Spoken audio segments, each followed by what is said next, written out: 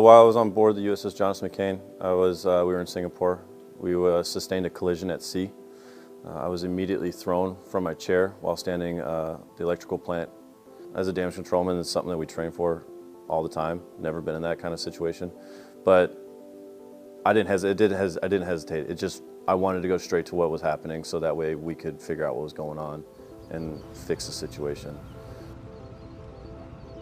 Some people were unable to actually operate. They just went into a corner and sat there, and then when we were, "What are you doing? We need your help," they wouldn't move, wouldn't operate whatsoever. Some took a little bit of time to make their initial reactions. Eventually they were able to get into the fight, and then there were the select few that actually there was no hesitation. Immediately just started doing what they knew what they had to do. The emotions are one of the most important things that run wild during an intense situation like that. Having the ability to fall back on training and things like that is almost second nature when you're in a combat zone. I understand that everything's chaotic, it's unpredictable, there's a million things going on, but the one thing that you need to be able to control and have a grasp of is your own emotions. Because if you can't keep those in check, you're going to become a liability for everyone around you. With the way that the world is currently going and these heightened threats from greater world powers, we need tougher sailors. And it was very noticeable on the night of August 2017 during that collision at sea.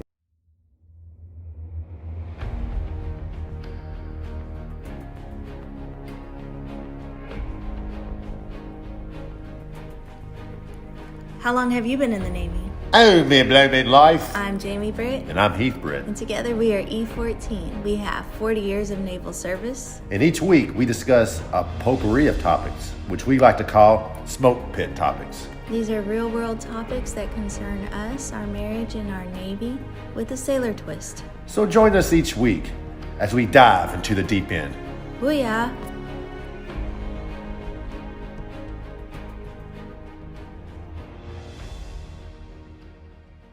Hey everyone, welcome back to E14 Podcast. I'm Jamie Britt. And I'm Heath Britt. And together we're E14. And who do we have with us today? Before I introduce our guest, let's give that disclaimer out.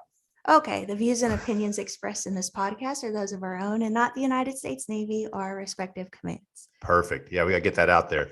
So I'm honored. We're honored to have with us Senior Thippanya. And did I pronounce that right, brother? That is correct. Thippanya. Yeah. All right, brother. Hey, tell us a little about yourself, man. Well, I was born in Laos, and our family migrated over here to the United States, to seek a better life. Been in the Navy just a little bit over 18 years now. I joined in 2003 as an undesignated fireman, and I didn't know what to expect, But once I get to my first ship on USS Cleveland LPD-7 in San Diego, I struck machinist mate in 2004, and from there the career just grew because I was pretty hungry at the time. I didn't know what I was getting into. Was on that ship for 5 years, and then I felt like I loved training, so I went to C&E Great Lakes. It was called Center for Naval Engineering, now it's SWAS. Mm-hmm. And I taught the machinist mate A school over there. Really enjoyed it. Teaching is like my number one thing that I like to do. And during that time that we're going through, perform to serve. Yes. So I got laterally converted in 2011 to damage controlman. And I didn't know how to take that. It was pretty tough, honestly, because I've done everything machinist mate. Now I'm expected to be a damage controlman after 8 years. Went to my first ship as a damage controlman in Japan, forward deployed on USS Mustin DDG 89. That was really interesting. Everything came through fast and quick. All the underways were there. So I got to learn my job. After that, I went to train again at the Farrier Firefighting School in Norfolk. I love that place. I mean, the firefighting there is awesome. The structure, everything was awesome. The staff was great. We had our own little world where we just taught and trained, and that was it. After that, I went to USS Michael Murphy, DDG 112 in Hawaii. And that was also another great tour. Left there and became in charge of NRC Springfield, Missouri, Navy Reserve Center. Used to be called NOS, Navy Operational Support Center. Yes. So I'm the senior enlisted there. And then I picked up Command Senior Chief earlier this month out of there. And I'll be going to Executive Transport Detachment in Hawaii in November. Awesome, man. So you did some time in Japan, man. Fast moving out there. Yeah. I was out there. I was in Sasebo for a couple of years, and we're always gone. And I'm sure you felt the same pain. But on the other hand, you get to learn your job. So you're just freshly converted to damage controlman. So you got to got to learn it. What rank were you when you had to laterally convert? I laterally converted as an E5. Oh, so you're supposed to be a SME already. Yeah. And it was honestly very tough because once you go to FDNF, they're expecting technical experts there to help you, navigate, because it's low manning over there in FDNF. And I was not able to do that when I first got there. It was a lot of growing pains. Yeah, but sometimes trial by fire is the best way. Most Sometimes. Sometimes. Yeah, sometimes. But everybody, so Tip is here to help us talk about something that I think is important in the military, especially the Navy. It's a little thing called warrior toughness. Yeah, this is one of the topics that I'm super passionate about because it's something that we need with our new Navy, that the younger ones that are coming in. But I want to hear why you're so passionate about that, Senior. Warrior toughness for me is something that is needed. We always talk about it. Even when I was growing up in the Navy in my junior times, nobody really talked to me about, hey, are you mentally tough? Are you physically tough? Are all the things that are in the back of your mind ready to go? It was just always, hey, we're about to go on deployment. Let's go. No financial help, no mental help, make sure everything's secured. And as I grew up in the Navy, I find it more and more that junior sailors need that. They need somebody to talk to who's been there, who can figure things out and help them pave the way. And I did suicide prevention coordinating on Michael Murphy for the entire time that I was there, and it is definitely needed. If we aren't thinking about mental toughness, then we're not physically ready either. We're not even ready to be where we're at. So I talked to a lot of sailors during my time on board, and it just opened my eyes to a whole new world of what is needed for the sailors in the modern time. Yeah, Definitely. And before we dive into it, I just want to mention, before October, me and Jamie were a dual military couple, but aren't you? You're dual military, right? Oh, yes. Yeah. I'm definitely dual military. Yeah. So your wife's in the Air Force. Yep. Wife's in the Air Force. She's been in 15 years. We're actually living in two separate states right now. She's in Kansas, Wichita, and I'm in Springfield, Missouri. So we drive back and forth every now and then to see each other. Get the weekend thing, huh? Yeah, it is. Yeah. that's tough. Yeah. But so before we dive into it, I want to read the Navy's definition of warrior toughness, and just give me a second, bear with me, and then we'll get into it. So warrior toughness is the holistic human performance skill set that enhances the toughness of our sailors with a focus on the pursuit to peak performance. The system emphasizes co-equal development of toughness in the mind, body, and soul. See, I like that, mind, body, and soul, because it's just not about going to the gym, right? No. So Tip, what's mind, body, and soul to you? To Tip, what is the most important out of those three? The most important for me is going to be the mind. I work out with my sailors. I've been ACFL my entire career. Even in boot camp, I was the athletic petty officer. So that never left me. But the body's gonna move, when it has to move. The mind freezes up, and that's part of the amygdala. If you can't fight, you flight or you freeze. They see that. So for me, the mental strength is is there, and we need to utilize it to the best of those sailors' capability, because we need them to do these things. Whether they like it or not, it has to be done, but we got to find a way to get us there. We can't just start shouting and people take orders. Well, the first thing you do when you shout at a sailor is they freeze up because they got to analyze everything. And Sure. That's one of the things that I learned about the warrior toughness and why the Navy brought it in, but you joined in 03, I joined 05, Heath in the 80s. No, I didn't join the damn. I didn't join the damn 80s. 90s. Come on. Okay, but what the Navy has found through that time, that transition from when we all joined to the sailors that are coming in now, is that they analyze things, like you said, differently. And so what they saw was when things were happening, like USS Cole, the tragedy there, they saw a lot of our sailors just freeze and not move. And that's why they started developing this warrior toughness and all of this stuff, and I don't, do you know what the difference is between the sailors now and the sailors in the days of yore, like Heath? Days of yore. Hey, real quick tip. I joined in the late 90s. Let's get this right. Go ahead, brother. The sailors back then, in my opinion, is, they were told what to do and not to ask questions and to do it. And that's honestly how I grew up also, because when I joined, they were phasing out the boiler technicians in the main space, and I worked with boiler techs that were machinist mate now. Yep. And they just were basically giving me orders, do it, and make sure the result was good. Nowadays, the sailors want to know more about their industry, more about their job and what they're doing, because everything that they have modernly is at their fingertips, so they can learn everything about it.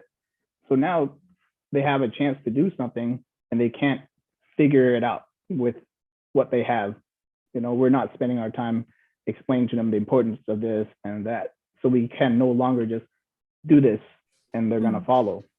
They would like to know, they want to be involved in what is going on so that they can perform their job. And we right now don't have the time to train to that, because everything is all about phases in the Navy. Yes. The training phase, the sustainment phase, the certification, the deployment. Right. Yep. Where is the relaxed time in all of that? Where is the time to train and teach? There isn't.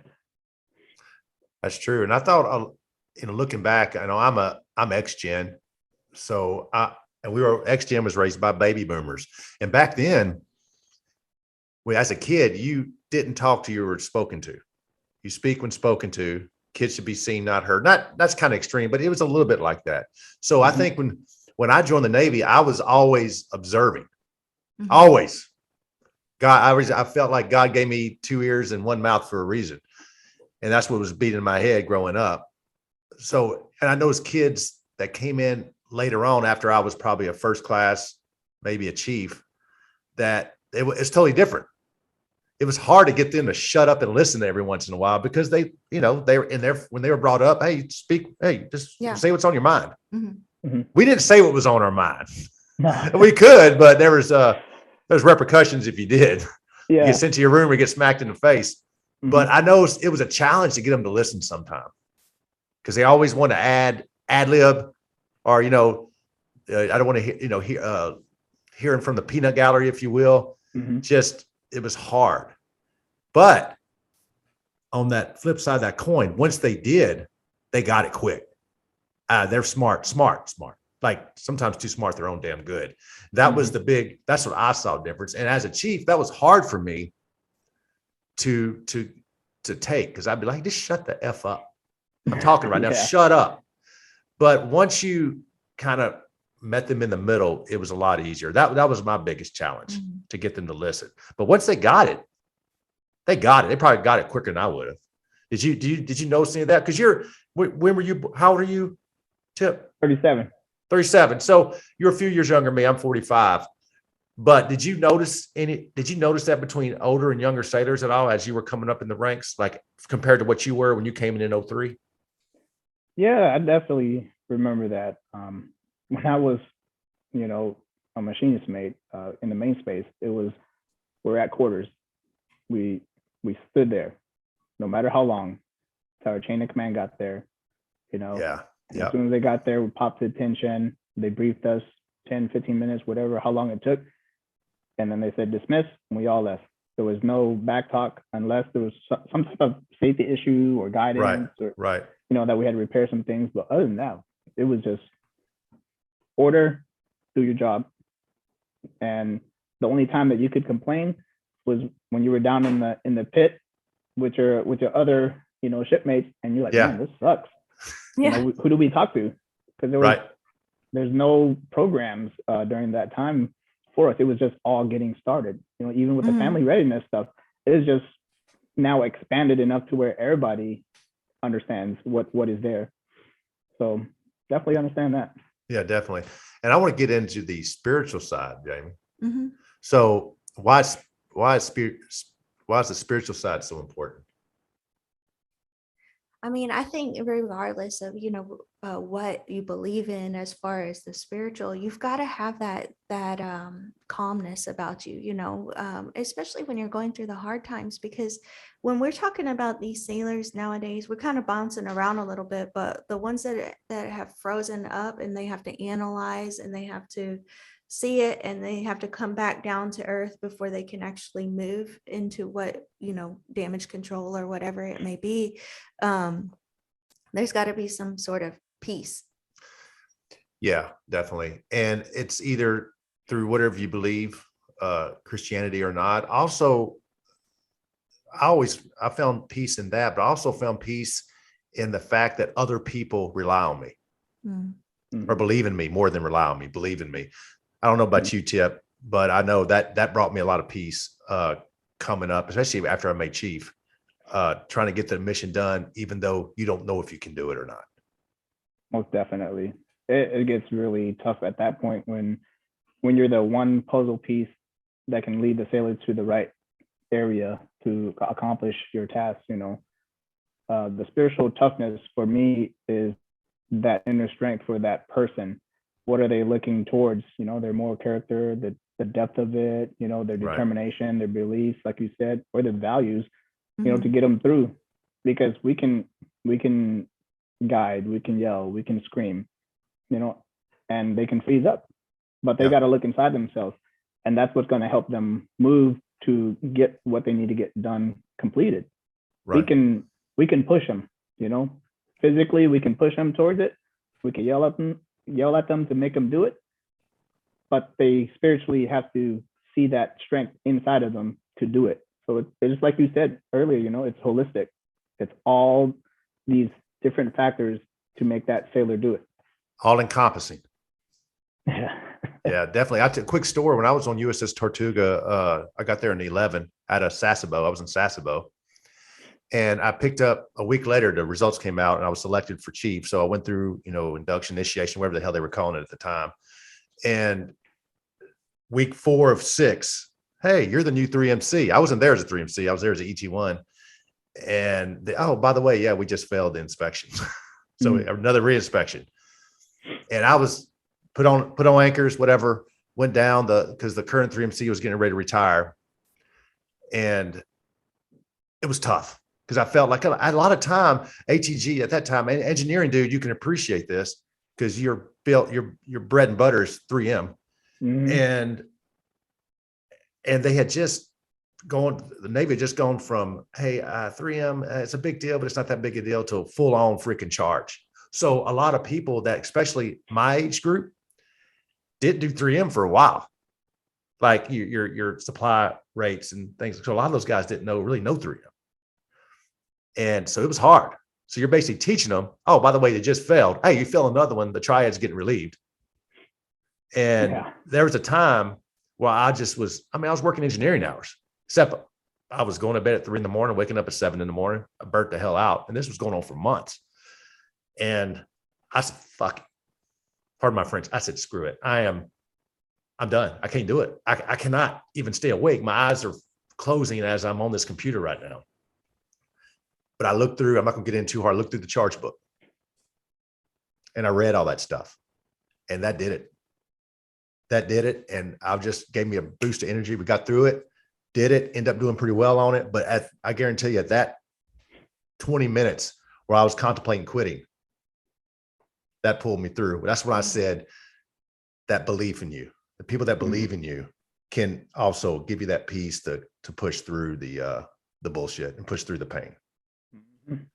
And that's what I keep thinking I'm about. glad you brought that subject up, because we've been talking this far that we're developing these young sailors for mental toughness, their mind, spirit, body, all of this stuff. But as a leader, you got to have a different level of warrior toughness, because you may not always know the answer, or you may not always feel like continuing on, but what are we looking for in our leaders? Say something, do something, Yeah, you're right. I mean, you got to do, we're here, senior. What do you want us to do? You got to make that decision. How does a senior chief, or how does a leader develop that type of warrior toughness?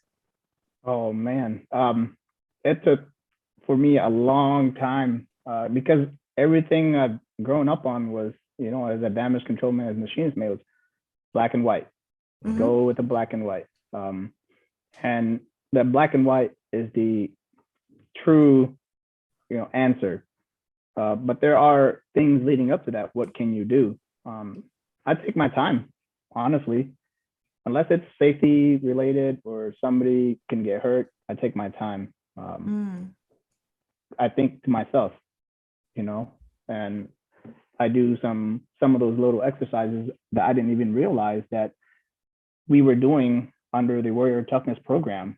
The mental rehearsal, the mindfulness exercise, preparation. I didn't even know I was doing it, but I was doing it. I was going through my mind in my experience. What can happen if we take, XYZ route? And a lot of it was just me sitting there, going through it, rehearsing, thinking, okay, this is good, not good. And I would also ask myself, for my mentors, what would they do? Would they accept this? Would it be the right answer? So I was doing all that before going into meetings, and making a big decision. I would do a body scan. Am I twitching here? Is my face freaking out here? Yeah.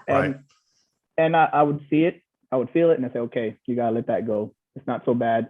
You recognize that you have, body movements. Let's bring it down so they don't see that you're scared or you're contemplating the answers in front of them. So those are the things that we do. We don't know it. Now it's just being said, and that we can use it. Right. Now, did you find yourself after you made chief, or even as a DC-1, compared to you were when you were third or junior second, that you think of the worst case scenario before a decision way more than you did as a junior sailor, as a more senior enlisted dude? Man, I think about it more as the senior enlisted side, because there's just a lot more involved with it. Because not only do you fail yourself, you fail the command, you fail your sailors, you fail all those people that depend on you to get it correct. When I was a junior, it was sweep the P-way, scrub the deck plates. Man, I got that all day, every day. Now it's, do we do this maintenance? Well, Sailor A can lose sleep. Sailor B has to go and watch. Sailor C has to order the parts. So you got to make all these decisions that affect so many sailors and their lives and their well-being. So right, you got definitely take the median route if you can, Yeah, and then there's those decisions, especially like you said, if safety's involved or urgency is involved, you almost like, well, Sailor A's gonna have to suck it up, and that's tough. That's tough to do, because you don't want to be that guy. But at the same time, you can hook him up on the back end after it's done. But there's times you got to be like, well, you got to suck it up, buddy. Yeah, you got to show me some warrior toughness. Yeah, as a senior enlisted, I find it now, since I've been doing it for a little bit of time, that it's easier to make those decisions. But when it was really hard was when I was a first class, on the forward deployed in Japan, because we're low man. Sleep was when you can get it. We're always deployed, and you had to find the fine line for your sailors and make those decisions. And it was very tough as a first class, because you're the first line of defense to impact them. You can always ask chief for help and then guidance, but you want to be able to do that yourself and show that you can lead your sailors. So that was tough. Yeah, I always tell Jamie that first class is the shittiest pay grade in the Navy. To me, I mean, it sucks. I mean, it's a necessary evil, but it's tough. You have to really, prove that's where you cut your teeth at, big time as a first class. I think it's so funny because when you're saying you take your time before you make this decision, or you take your time, you analyze it before, coming up through the ranks. I'm a first class. Everybody knows this, but we have like a Chicken Little, the sky is falling mentality. So your third class is like, the sky is falling, the sky is falling. Your second class may be like, oh yeah, oh my gosh, it's falling. What do we do, first class? And then as a first class, you're on the teetering. Like you could either go with the sky falling, or you could be like the calm in the storm. But the chief always has to be that calm, right? Because the sky can't be falling all the time. So like that's one of the things that I'm developing as, first class, and hopefully one day when I get into those chief ranks. But I can't always teeter onto that. The sky is falling. I can't fight every battle. I can't, go into all of that stuff, into the weeds, because then it distracts from what the mission is, So I don't know. It's just something that taking their time is going to be a learned trait for me to make these decisions and to really analyze. And I'm trying, and I do it sometimes. Sometimes I tip over into the, the chaos. The chaos.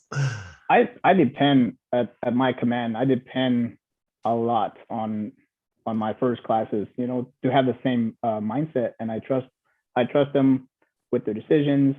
We talk about responsibility and decision making often, but I trust them, and it is definitely one of the harder pay grades out there to make decisions, because you got to make the right call. You got to show the command that you can do it. And sometimes it definitely sucks when you got to make the wrong call because you had the wrong information. Yeah. But that's where our teaching has to happen. And the warrior toughness portion of that starts with the E6, E7, E8, and E9 level, because that's the first impact. All they're going to do is they're going to talk to each other, and they're probably going to come up with the worst scenario of what's going to happen. Yeah. Yeah. And then the first class got to be the first person to hear it, and they're like, "Man, like you said, is it falling? Is it not?" Yeah. Let's find out. Yeah. Exactly. But I want to. Do you believe? I can clarify if you need me to. Do you believe you can teach somebody to give a shit? That is a hard technique that I've been trying to Me too. I tried to do it for 26 years.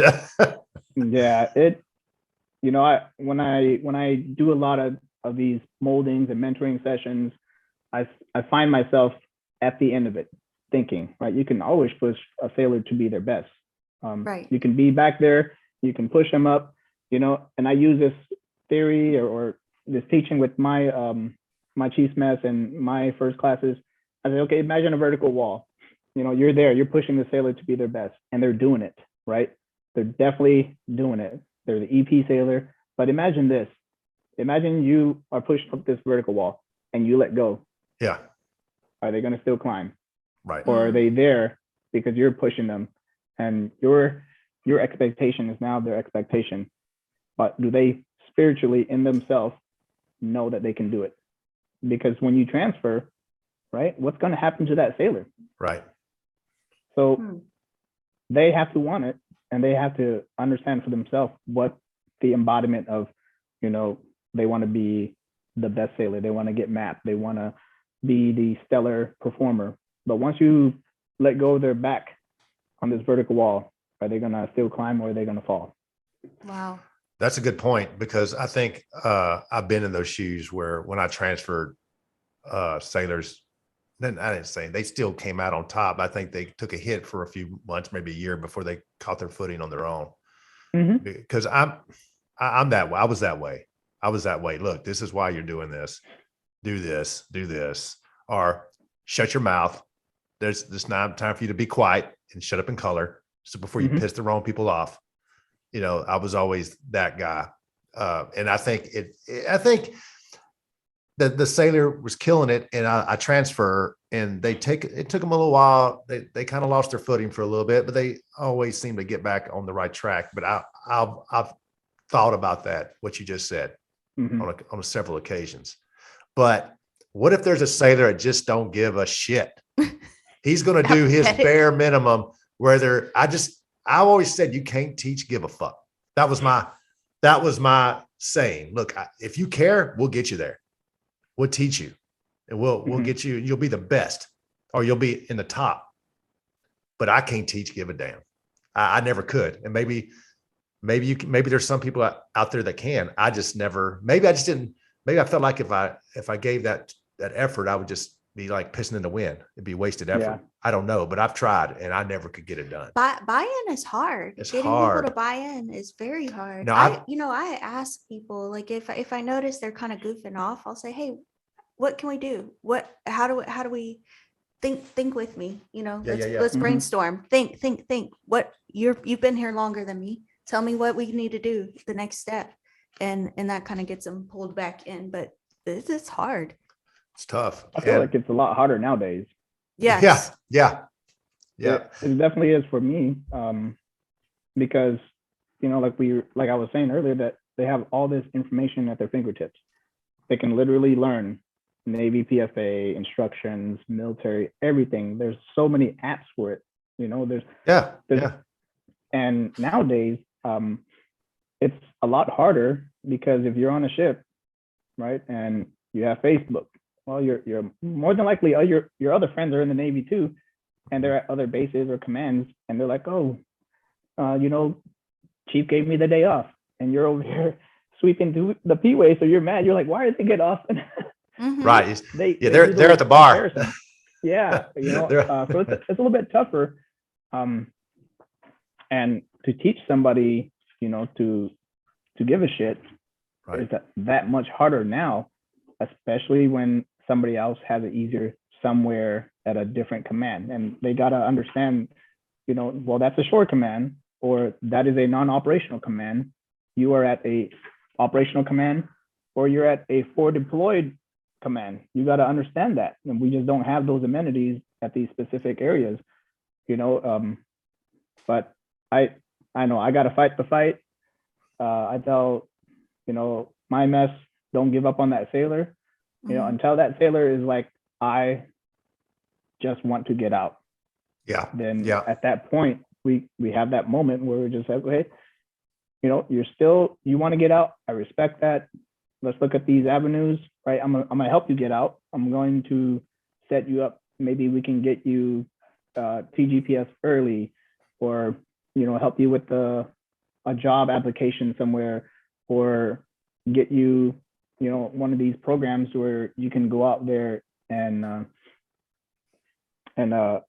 train with the company, because it's out there. A lot of people underutilize it, and the command sees it as a loss to the command when they send them out there 6 months to a year, with these companies. But that sailor is going to be that much more grateful at the end of it.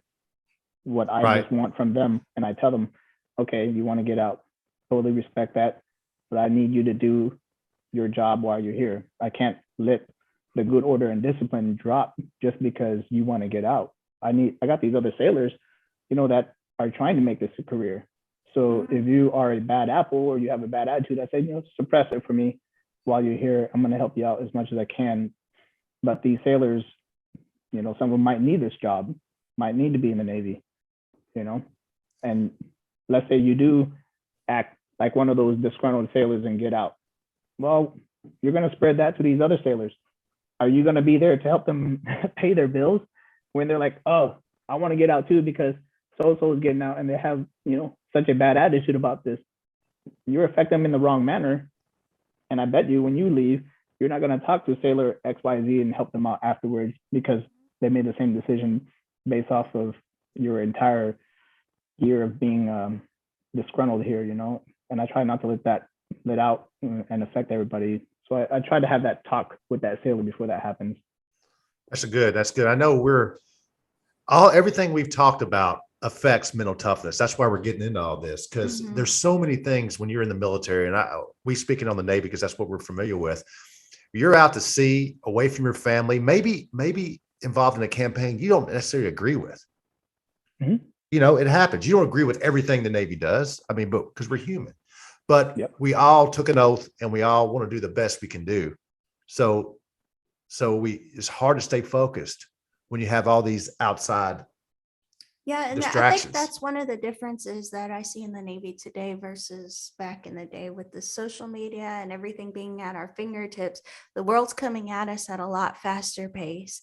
And I think that that contributes to some of that mental toughness issues because it's like, well, I could see what's happening in Ukraine and I can see what's happening over here. And how do I get on board with that? Or, you know, it's just so much inundated data that's coming at us that you know, when we talk about this warrior toughness and talking about like taking and doing the mission, it's not just the mission, like you said, No. it's all these other things surrounding us. Right. Like, I mean, hey, chow sucks can affect your mental toughness. I mean, it doesn't take a lot when you got 100 things thrown at you Mhm. to keep your mind focused.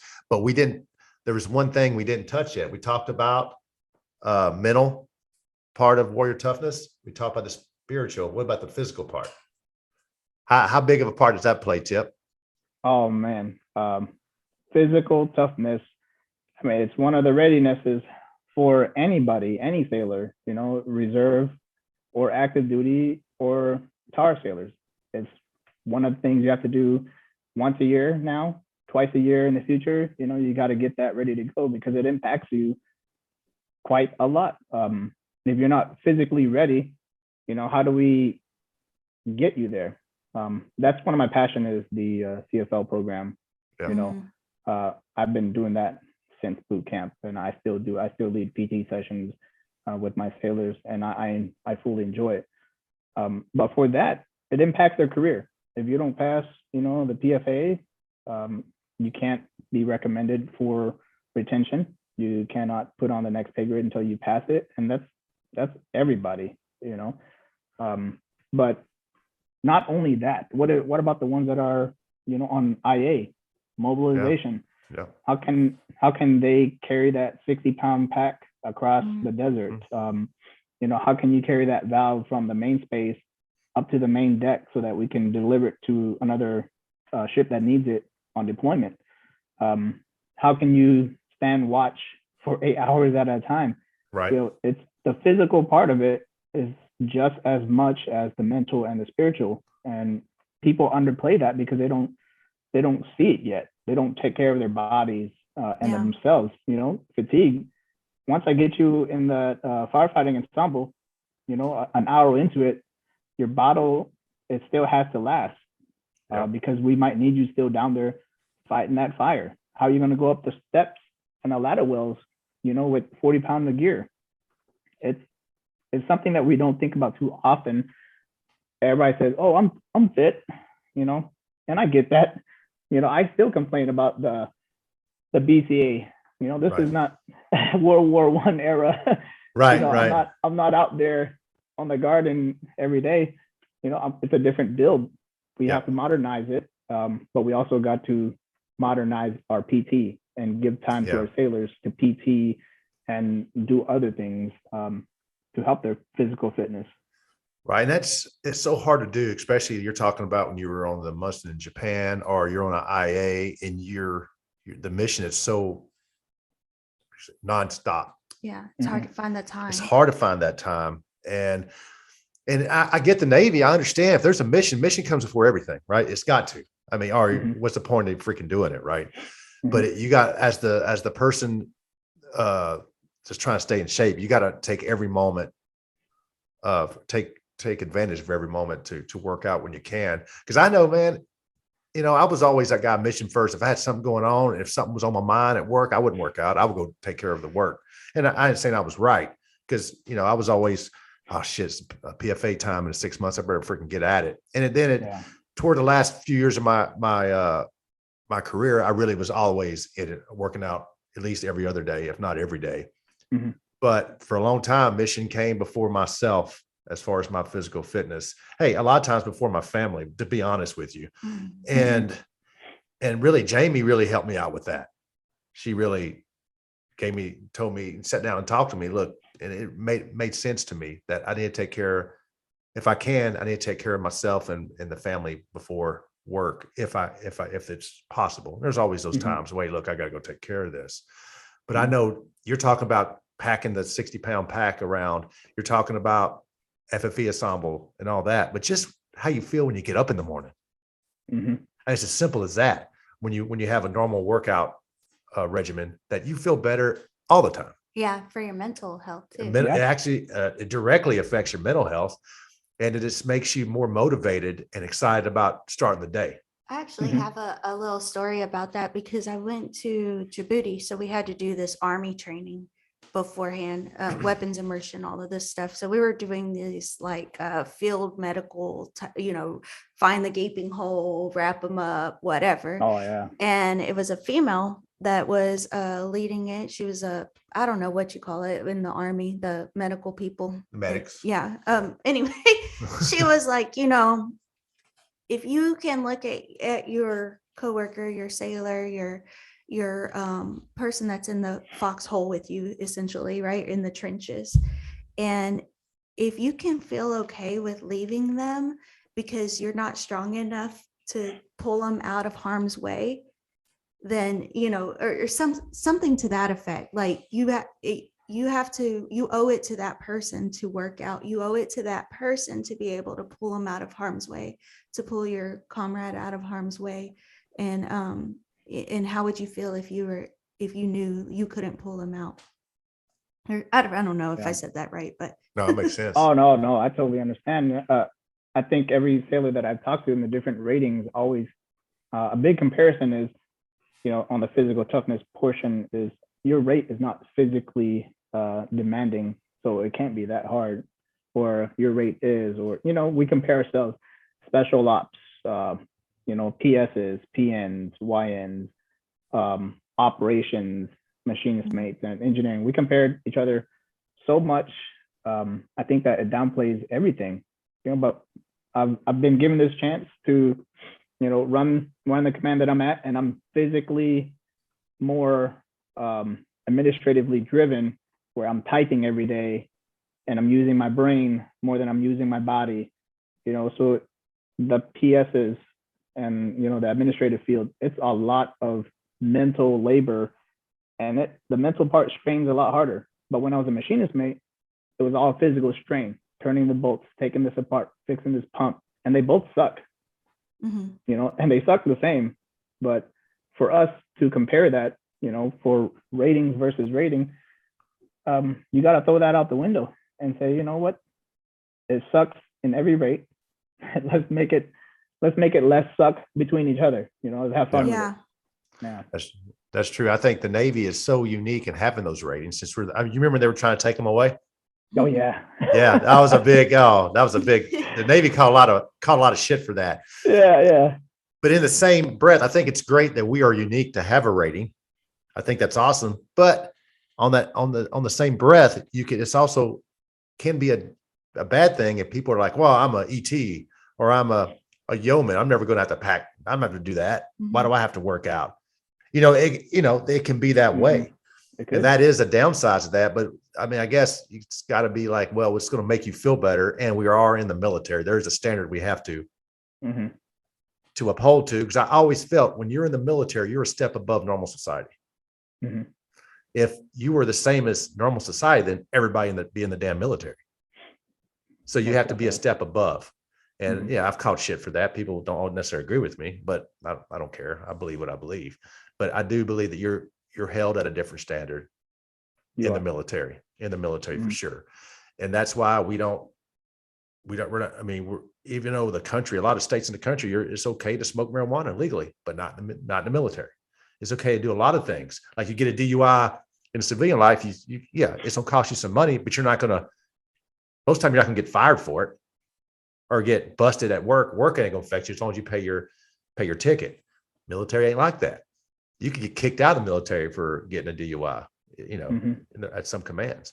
So I think we are a step above, and I think that's why we're held at a different standard, for sure. I mean, I've been around all these different forces from different countries doing joint work, and missions. Now, I will say wholeheartedly that the United States has a better program, especially on the Navy side. And there are countries out there that do let their sailors, smoke marijuana 8 hours prior to coming into work, and their standards are totally different from us. Their force is not nearly our size. They're not structured, and I see those changes. I mean, I've seen a country work in flip-flops, and they're in the military. So our standard in the United States, even though we have to work a lot harder, we're already there. Yeah. And ahead of the other nations. Right. We are by far the strongest Navy in the world. And Yeah. there's a reason why. There's a reason. I mean, I went on board the USS Ottawa, I think. It was a Canadian ship. And I went with my LPO. This is back when I first, my first deployment back in late 90s. And man, they had a bar on the ship. At the time, I was like, damn, I wish we had that. As a kid, as a 22-year-old kid. But it's probably a good thing that Americans don't have bars on the ship. I think that's it's a good idea not to have a bar on the ship, or we'd not get shit done. But I mean, we're the best for a reason, and I think we're the best because we're doing things like we're concerned with things about warrior toughness, about excellence at sea supremacy. That's our big focuses, and I think that's why we stay on top. And for his warrior toughness, I'm looking back in recent history. What makes me think of warrior toughness, it was Pierside. It was when the BHR caught fire, and all these young sailors were out there with that firefighting ensemble on time. I mean, for hours, not stopping, never quitting, and they eventually did that. It took a while, but they got it taken care of. And that's what I keep thinking at when people say, "Oh, the new generation sucks," and blah blah blah. I keep thinking about that. Yeah. And maybe we're not lost. Maybe we're all good. Maybe the new generation is doing it because of things that you see with the BHR fire. They're definitely doing it. We just gotta make sure that we're training the right way and thinking outside of the box on talking to the new generation. It's not the same talk anymore. That's different. We got to get in their mind of frame of thinking. You got to use LOL. You got to see what's hip to them. Their buy-in is going to be, the buy-in for them is, do you know how I talk? It's not just how you talk. Communication is two ways. I can't just talk to you like I would be talking in Laos. Yeah, right. I'm not going to expect you to understand. The generational gap is you have to get with the times to understand these newer sailors, and then you can get their buy-in. You just got to spend a little bit of time with them. Yeah, you gotta bring yourself to their level so they can understand you, and you got to be 100% in. Because if you're not 100% in, they're not going to be 100% in, and that leading from the desk, man. I mean, at a certain pay grade, you got to work behind the desk. That's the job, right? As a senior chief, you got a lot of typing time, like you said, a lot of computer time. Man. But you got to be able to get to almost get up and walk around, and see how everybody's doing. Just talk to them. That's all you want to be talked to. That you give a shit. If you give a shit, I'm glad you brought that up because the other day, I'm really administratively right. It's part of the job, man. It sucks, but it is. Yeah. I'm in that office on that computer, I would say 90% of the day. And then one sailor approached me, actually it was 2 days ago, and they were like, "Hey, Senior, is everything good between us?" I was like, "Yeah, what's going on?" He was like, "Oh, you just stopped coming around and talking." I said, "Oh, that's definitely not the impression that I'm trying to give out. I just have so many emails and meetings and things I got to type up, policies. I'm not trying to come off that way, but everything is good between us. I'm just next week, I'm going to try and get these things done early and come out and talk, have a cup of coffee, and that's honestly what they want, and I feel like they need, because if I don't know you as a person, sailor first, person second, or vice versa, I just need to know you, see how you're doing and what you need, and make sure that we're on the same, field, that we're both trying to be our best." And it hit me a little bit harder because I've never had anybody come up to me and say, "Are we good?" Because I don't see you. Yeah. You know, it Yeah, felt like that I was Is- running away from them. It's basically a nice way of calling you out a little bit, huh? Yeah, I know it happens. It happens, but I dude. love that vulnerability Yeah. that you showed, Yeah. because someone may be listening to this and thinking, oh well, they just got it all down, they know exactly. No, nobody does. We don't balance our work lives and No. our home lives No. any better than whoever's listening to this, and no Mhm. matter how high you go on the totem pole as the rank goes, you still have to be checked every now and then. Yeah, definitely. And Oh yeah. you know Yeah, it humbled me real quick. And I was like, oh man, I'm sorry you feel that way. I don't want to come off as that person or that type of leader, because I want to be up there in the deck plates and I want to talk to them, see how they're doing, see if they're physically, mentally, ready, and see what else is going on with them so that I can help them when the time comes. They're going to trust me. I'm going to trust them. And we know each other so that there's nothing coming into play where I'm like, are they going to do what I'm telling them? Or are they going to Mhm. follow me? And we're just going to get this correct. But that humbled me quite a bit the other day. Oh, that'd do it. Hey, it happens to the best of us, man. I've been humbled the same way. You get knee deep in something, which I just want to get this done so I can put it behind me and work on the next 10,000 other things I have to work on. Yeah. And you just want to get through with something. And it's easy to lose sight of what's really important because you're trying to get your shit done too. And it's Mhm. every once in a while we need that aha moment or somebody to give us that aha moment or come to Yeah. Jesus or whatever it is to realize what's really important and why we do what we do. Definitely. Yeah. Mhm. So if you could wrap it all up in just maybe a few words or a little statement about what we've talked about today, the warrior toughness, how would you put that into words? I would say, toughness in itself is not just physical, mental, and spiritual. There's other toughness involved too, financial toughness, relationship toughness, and that can become workplace or personal, because everybody has a different life besides the Navy, and you got to make sure that they're good with that life too, so that they can leave that behind and go do what the Navy requires.